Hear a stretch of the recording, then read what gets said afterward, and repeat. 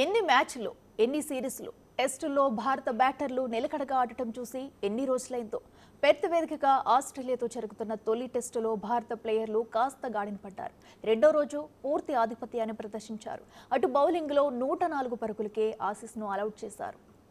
ఇక రెండో ఇన్నింగ్స్లో టీమిండియా ఓపెనింగ్ జోడీ కుదురుకుంది. కేఎల్ రాహుల్, యశస్వి జైస్వాల్ ఆసీస్ బౌలర్లను ముప్పు తిప్పలు పెట్టారు. మొదటి ఇన్నింగ్స్లో డకౌట్ అయి నిరాశపరిచిన జైస్వాల్ రెండో ఇన్నింగ్స్లో సత్తా చాటాడు.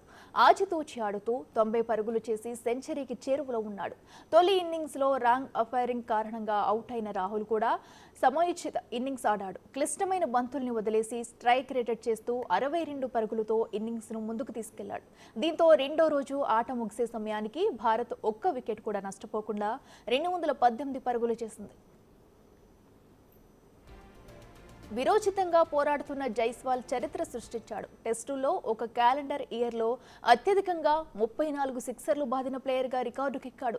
2014లో బ్రెండన్ మెక్కలం 33 సిక్స్లు బాదగా ఇప్పుడు ఆ రికార్డును జైస్వాల్ బ్రేక్ చేశాడు.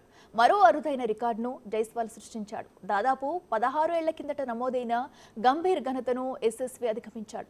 2008లో భారత్ తరపున గంభీర్ క్యాలెండర్ ఇయర్లో 8 టెస్టుల్లో 1134 పరుగులు చేశాడు. ఈ ఏడాది 1170 పరుగులు చేసిన జైస్వాల్ గంభీర్ను అధిగమించాడు. ప్రస్తుతం 2024లో అత్యధిక టెస్ట్ రన్స్ చేసిన రెండో బ్యాటర్గాను యశస్వి కొనసాగుతున్నాడు. కుదురుగా ఆడుతున్న ఓపెనర్లు రాహుల్, జైస్వాల్ మరో రికార్డు సృష్టించారు. 50+ స్కోర్తో ఓపెనింగ్ జోడీ రికార్డు క్రియేట్ చేసింది. నిలకడగా ఆడుతూ భారత ఓపెనర్లు అర్ధశతకాలు పూర్తి చేసుకున్నారు. ఆస్ట్రేలియా గడ్డపై ఒకే టెస్టులో అర్ధశతకాలు బాదిన 4వ భారత ఓపెనింగ్ జోడీగా రికార్డు నెలకొల్పారు.